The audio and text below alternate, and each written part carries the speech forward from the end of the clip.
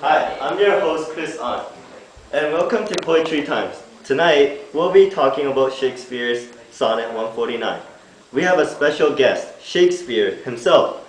But first, let's take a look at the sonnet. Canst thou, O cruel, say I love thee not, when I against myself with thee partake?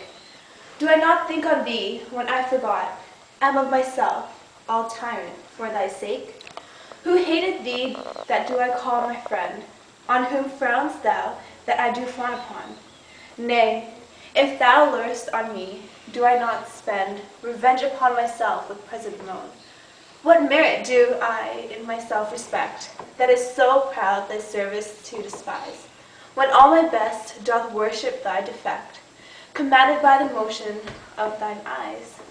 But love hate on, for now I know thy mind, those that can see thou lovest, and I am blind.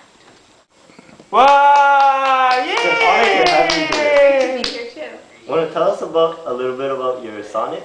The sonnet is about unreturned love, where this man is writing to, or is speaking to this female about his pains for her. He's willing to give up anything for her, but then she doesn't see how much he's willing to give up.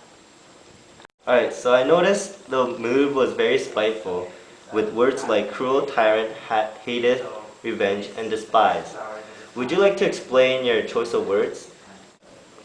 I chose these words because they all come with a very painful connotation. It kind of explains how the man is feeling about the woman and how the woman feels back about the man. With words such as cruel and despise, it's how the man feels that the woman feels about him. And I think because my sonnet is so short, I really need to choose specific words that really emphasize the pain that he's going through, and that's why I chose these words. Oh, interesting. So we all know that your sonnets have unique structure. Could you expand on this? Yes, well, my sonnets are all written in iambic pentameter with a rhyme scheme of A, B, A, B, C, D, C, D, E, F, E, F, and ending with G, G, a rhyming couplet. GG.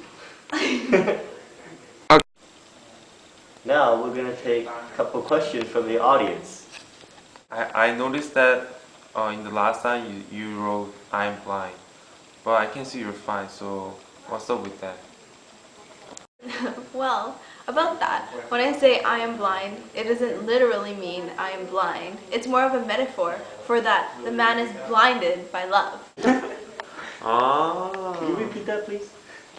That's why the woman would not love him back, because he's so blinded and obsessed by the love he has for her that he doesn't really see what's clear. And so that's the whole reason behind the unreturned love. So let's see how the audience feels about your sonnet. I really feel sad and touched by this poem. It's like about this guy not getting the love he deserved, and I don't really know why. I think it's because everybody experiences heartbreak, so everybody can kind of relate to what I'm trying to say. So by going with something that everybody can relate to, it seems more touching because they can pull from their own experiences from heartbreak to make the poem even more personal and mean even more to them. So is there any images in your sonnet? Well, not specifically. It's more appealing towards the feelings of a person. However, I do have some that is like, on whom frowns thou, that I do fawn. No, I don't know what I'm talking about. Okay then. About the question I asked. Wait, is there any? It never happened. Is there It never any? happened. Is there? I'll just be like, no. Yes. Oh wait, how about line 8? So line 8, revenge upon myself with present moan. Well, there is some imagery in my sonnet. With the word moan, I suppose it does bring out like his pain, right? Everything, it still relates to how he feels, even though I guess you can get more of a picture of like him moaning and being in pain, but it still relates to how painful his heart is. Nice. Okay, to wrap it up, so do you have any final words for your sonnet? Well, I just hope that everybody who reads my sonnet will see and appreciate the pain that the man is going through, and like just to follow along his experience, where he finally comes to terms that the woman will never love him back, and he'll just have to like move on and deal with it. Okay, so that was Shakespeare. So tune in next week for special guest Lupa. 뭐야 이거 뭐야.